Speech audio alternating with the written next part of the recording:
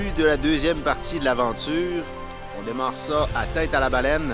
On va faire un détour par Mutton Bay pour les paysages. On nous a dit c'est à ne pas manquer. Ensuite, Saint-Augustin. On est attendu par les gens là-bas qui veulent nous parler de leur réalité. On va faire une activité de pêche aussi. Ensuite de ça, on va se transporter à la Tabatière. On a une rencontre avec quelqu'un pour la pêche au loup marin. Donc, une belle journée bien remplie, beaucoup d'activités. Ça va être plein, ça va être incroyable. Encore une fois, ça va être magnifique. La première partie de l'aventure a été quelque chose d'émouvant, de touchant, que ce soit au niveau des paysages, au niveau humain. On est mitigé dans notre expédition.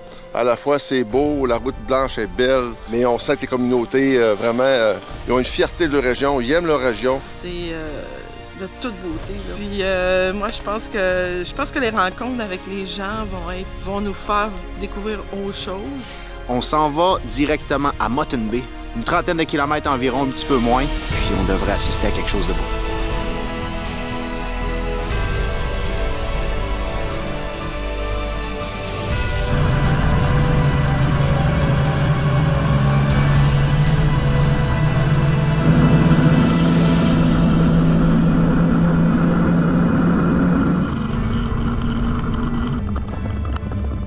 On a vu que c'était Damain, on l'a rattrapé, évidemment, ils vont pas vite. C'était Nicolas Marcoux qui passe la gratte. On en a profité pour y poser une couple de questions pour comprendre l'équipement parce qu'on voit que c'est un enjeu. La route blanche est tellement importante au niveau nécessité pour se voyager entre les villages, puis au niveau touristique aussi. On n'a pas vraiment le bon équipement. Au moment que les sentiers viennent, surtout ici, c'est les plans d'eau, là.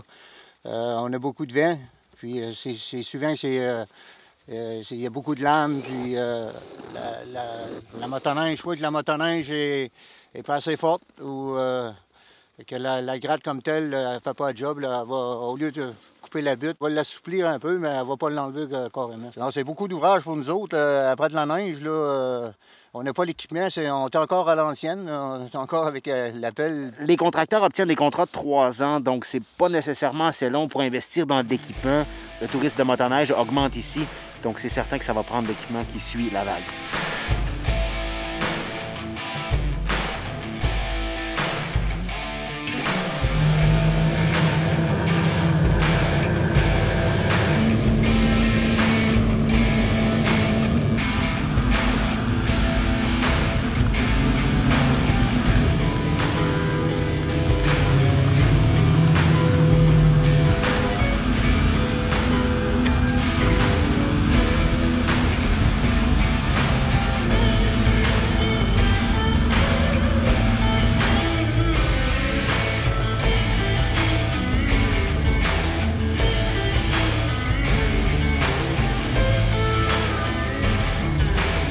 On est parti de Tête-à-la-Baleine ce matin.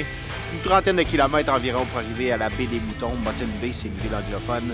Magnifique, c'est vraiment un petit port directement sur le bord du golfe du Saint-Laurent. 2 décors complètement différents. En fait, l'été, c'est magnifique. Puis l'hiver, c'est extraordinaire. Il y a des petites maisons qui sont plus de couleur, il y en a d'autres qui sont blanches. Ils sont toutes, comme on dirait, collées. C'est vraiment super. En partant d'ici, on va se diriger vers Saint-Augustin, qui va être notre prochain arrêt. On va arrêter là pour dîner, puis on a plusieurs belles rencontres à faire cet après-midi.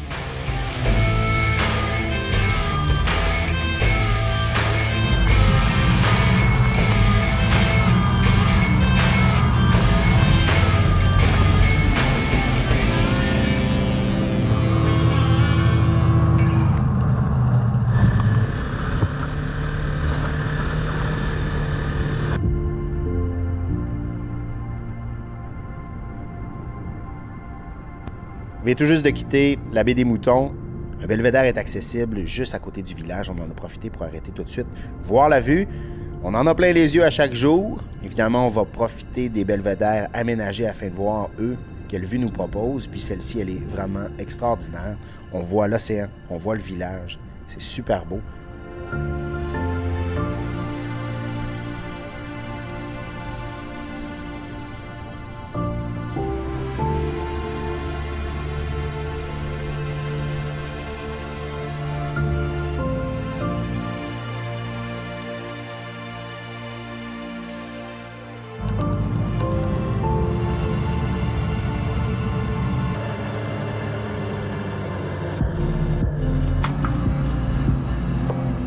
vient d'arrêter dans un petit refuge là, pour prendre une petite pause. On est parti de Mutton Bay, la baie des Moutons.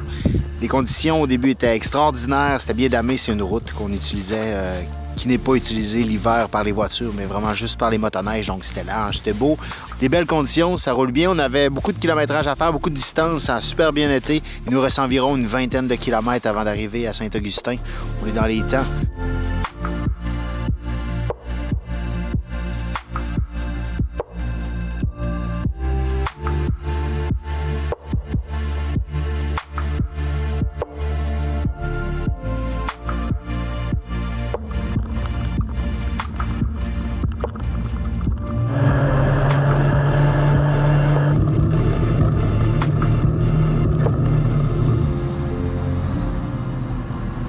En motoneige, c'était super, un peu bossu, mais quand même correct. C'était vraiment un beau trajet, super, la chaleur, le soleil était là, il faisait pas froid.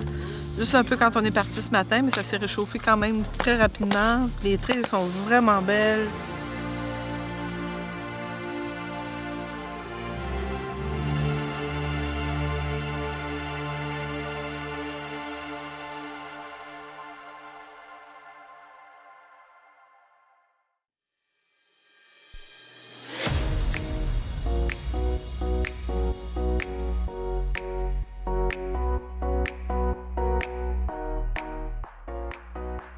On est arrivé à Saint-Augustin. Ils sont venus nous chercher. Ils nous ont fait traverser dans un petit village de pêche. Et la communauté s'est donné le mot pour nous accueillir. Un accueil incroyable, vraiment chaleureux. Ils nous ont préparé de l'éperlan. Puis ils sont en train d'en pêcher justement aussi. Ils ont du crabe, du castor. Ils nous ont fait bouillir du castor ce matin. Ils nous accueillent avec un petit café, un petit verre. Vraiment un accueil chaleureux. Ils vont faire venir des enfants tout à l'heure lorsqu'ils vont terminer l'école pour nous voir. C'est spécial pour eux d'avoir de la visite puis un tournage. Puis ça l'est pour nous aussi de venir visiter une communauté comme ça, aussi accueillante. Vraiment le fun. Belle petite place. Les cabanes sont bien installées. Les petits poêles en dedans et tout. C'est génial. Toujours à Saint-Augustin. La communauté vient d'arriver avec les enfants. Très bel accueil, comme toujours. Puis là, les enfants sont en train de pêcher. Il y en a qui sont en train de manger. Il y a eu des activités tout à l'heure, une chasse au trésor, je pense.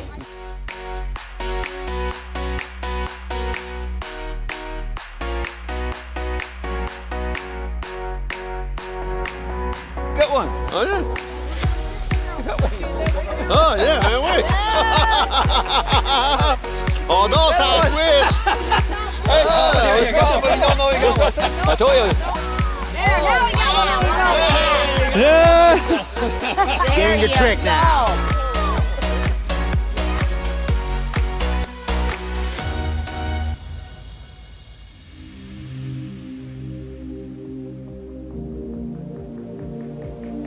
My name is Gladys Driscoll Martin, and I'm the mayor of St. Augustine. What we really need to keep our community going is a road. We need a road. It's very difficult with no road. This year is good because Mother Nature took care of the snow and the ice and the cold weather. But last year our trails didn't open at all. And how about the tourists? Is that an important part of the economy? We've been seeing a lot since it opened this year. Okay. See them coming and going, but the weather didn't work very well because it was cold and lots of snow. But it was only winter. We can't take no summer tourists because we don't have no road.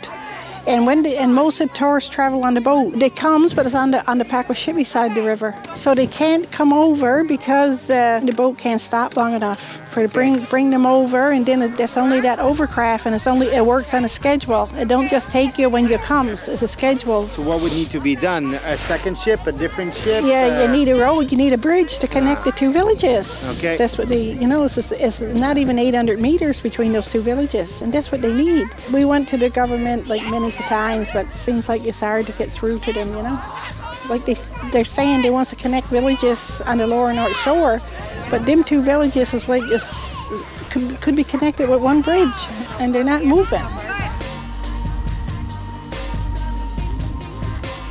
Des super rencontres, encore une fois, les gens sont chaleureux, sont accueillants, on est accueillis comme les rois. Alors, la bouffe, on va aller dans le village de Saint-Augustin afin de prendre des images, de le voir un petit peu plus proche parce qu'on a à peine été sur le bord tantôt, ils sont venus nous chercher tout de suite pour nous apporter au village de pêche pour l'activité. On va aller un petit peu dans le village, ensuite on reprend la route vers la tabatière où on a encore des activités qui nous attendent.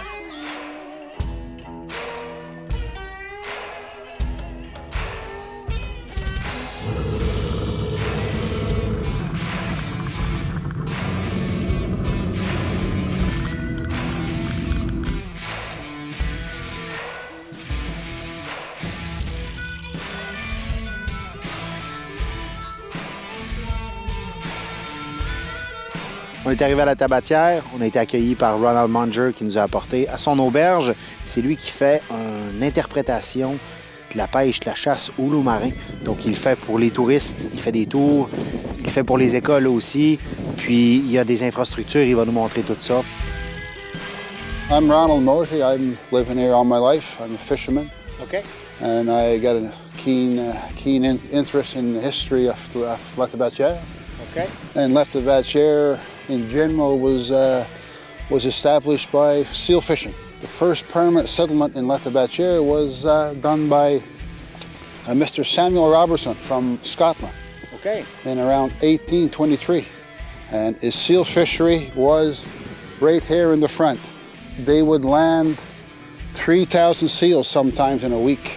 Wow. In the 1800s and 1900s.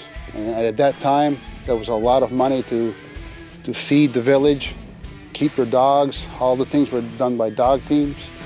Everything was based around the seal fishery. They would fish during Christmas time. They would land the seals ashore, and then in the spring, they would take the fat off of the seal to make a oil.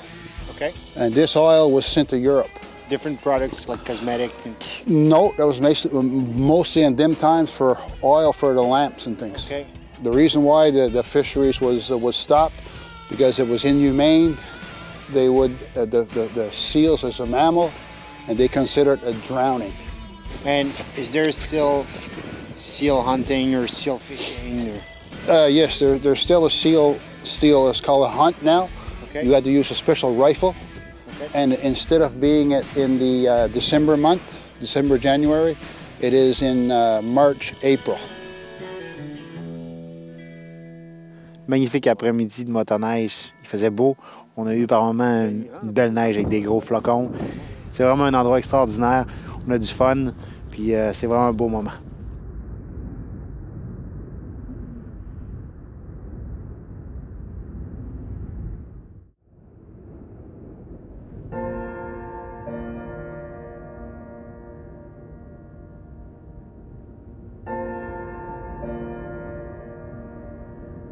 Hier, on a fait une super journée. On est allé à Saint-Augustin, on a rencontré les gens du village.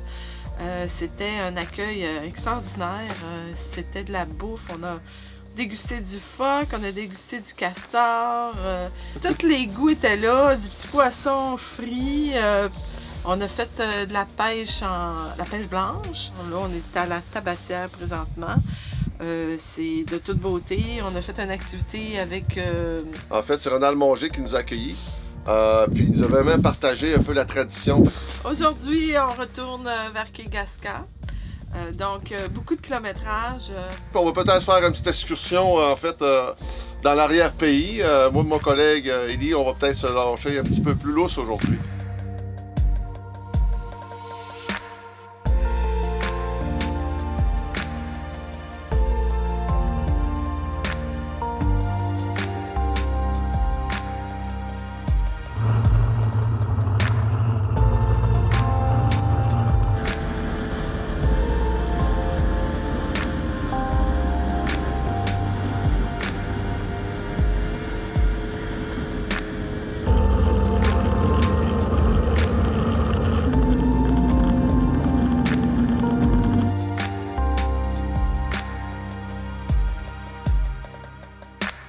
Sur la route, on a rencontré des agents de la Sûreté du Québec. On leur a posé quelques questions, on en a profité pour comprendre un peu leur réalité. C'est assez spécial, évidemment, leur moyen de transport est la motoneige. Ils ne peuvent pas agir directement dans un village quand il se passe quelque chose, donc ils ont des rangers sur place dans tous les villages qui sont chapeautés par l'armée canadienne. Donc, quand il y a une intervention à faire, c'est la Sûreté du Québec qui va la superviser à distance, par téléphone. C'est un métier qui est demandant, mais tellement enrichissant en même temps pour eux. Ils peuvent faire la route et tout, donc c'est magnifique. Il y avait aussi quelqu'un qui était en fat bike, qui va monter jusqu'à Blanc-Sablon en fat bike. Donc, quelqu'un de courageux. En motoneige, ça se fait bien, c'est déjà une bonne route. En fat bike, je n'ose imaginer. Mon nom c'est Rich Cohen. Je viens de Chicoutimi, originaire de Victoria. Puis maintenant je suis en train de faire la route blanche en fat bike. Honnêtement, c'est quelque chose que je fais pour une charité aussi. Ça s'appelle Wheels for Life, qui donne des vélos. Pour nous autres, ça va être contribution de vélos à des personnes à Kenya, où je suis né.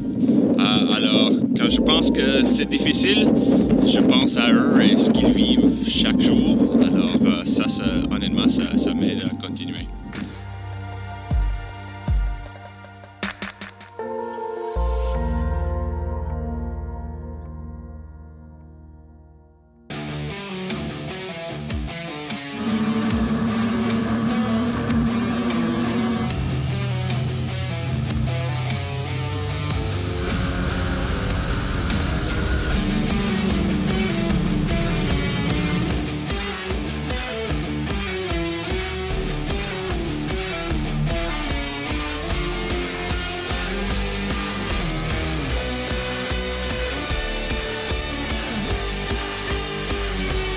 Pause dîner à saveur du terroir de la Basse-Côte.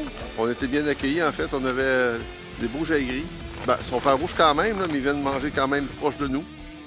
On va manger des produits du terroir de la Basse-Côte. En fait, c'est des produits locaux fournis par Voyage Cross avec des gens de la région, des producteurs et transformateurs de la région.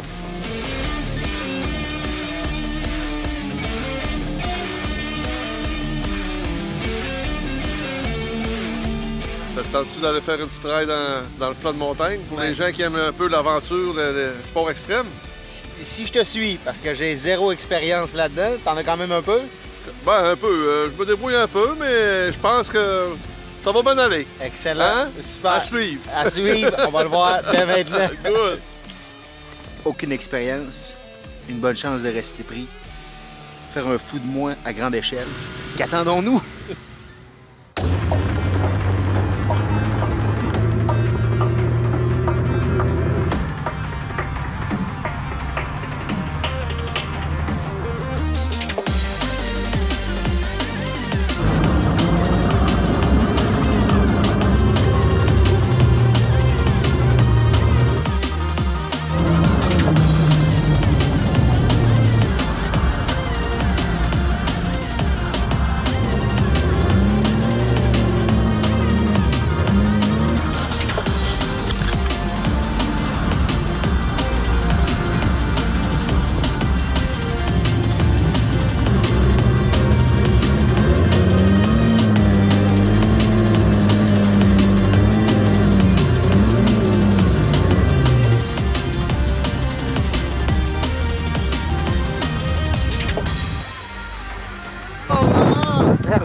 Hey, c'est pas, il y en a pour tous les goûts, hein? Vraiment, c'était Ouais, fun. vraiment. C'était sécuritaire quand même, là. Oh, oui, quand même. C'est sûr qu'il faut faire attention à certains endroits, là. Mais il y a des belles lames de neige, puis les conditions étaient vraiment super. C'est super, merci. Good.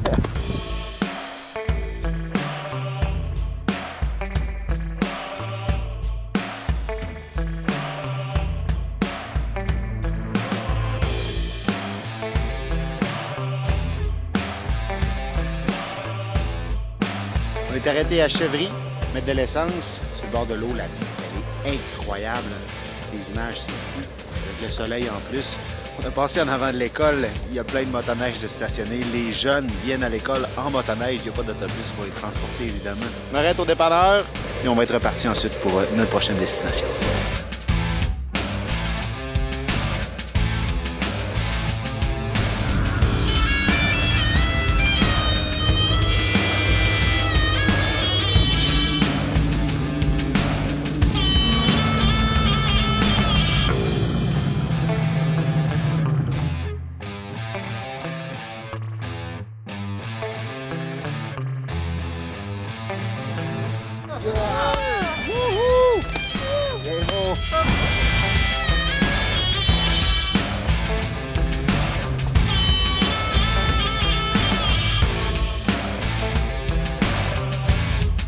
On termine ça comme on l'a commencé, sous la neige et la tempête.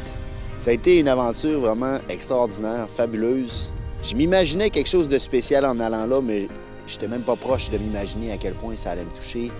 Les yeux éblouis de tout ce que j'ai vu, la tête pleine de souvenirs incroyables, mémorables, marquants. Puis le cœur touché aussi par la chaleur humaine, ces gens-là ont les valeurs aux bonnes places. L'accueil des gens, la disponibilité des gens, ils sont toujours au devant. Ben, moi, je rajouterais wow, wow, wow. On ne sait pas comment définir le circuit, mais je dois dire authenticité, aventure, les grands espaces, la chaleur des gens. Vraiment, c'est un périple là, inoubliable. Les paysages, rien à voir avec aucune autre région. Si vous aimez la motoneige, les paysages, c'est une place que vous devez absolument ajouter sur votre liste. Nos accompagnateurs, c'est dans mes belles découvertes de la Route Blanche. Martin, Parise, des gens extraordinaires, des humains vraiment chaleureux. Ils nous ont accompagnés tout au long du voyage, puis une chance qu'ils étaient là. Je me suis fait des amis, je les remercierai jamais assez. Je vais aller les voir à Tadoussac au restaurant La Galouine, à leur restaurant, c'est certain. Je voudrais remercier Voyage Cosse de nous avoir permis de faire cette expédition-là. Voyage Coste, c'est une coopérative à but non lucratif qui représente 90 entreprises de la Basse-Côte. Donc, quand vous communiquez avec Voyage Coste, eux peuvent vous organiser votre voyage avec toutes les autres entreprises, les auberges, les restaurants, les guides, tout ça. Donc, c'est vraiment des facilitateurs incroyables. Madame Marcoux a été super avec nous, vraiment agréable. Merci à nos amis d'Atelier Laforge, les motoneiges, le trailer, Pierre-Alexandre Gauthier, Jean-François Anctil. Merci les gars, travail impeccable. Si vous avez besoin d'une motoneige pour la Route Blanche, ils sont à Sept-Îles. C'est la place à arrêter. Vous pouvez attraper votre motoneige. C'est réservé d'avance, il y en a beaucoup, mais il y a une forte demande. Même principe pour la Route Blanche, assurez-vous de réserver. C'est pas des hôtels à plusieurs étages, donc c'est important de réserver vos chambres avant. Puis j'apprécie aussi tous les gens le long de la côte qui nous ont accueillis les bras ouverts, puis faire de cette belle aventure une réussite, là, puis vous partager en fait la passion, puis tout ce qu'on a pu vivre comme moment, qui était extraordinaire. Wow, wow, wow! Merci à tous les endroits, les places qui nous ont accueillis, les auberges, les restaurants. C'était vraiment parfait partout. Vous avez été incroyables. Vos vues, vos paysages sont vraiment magnifiques et spéciaux. Vous l'êtes tout autant. Puis c'est grâce à ça que j'ai le goût de revenir.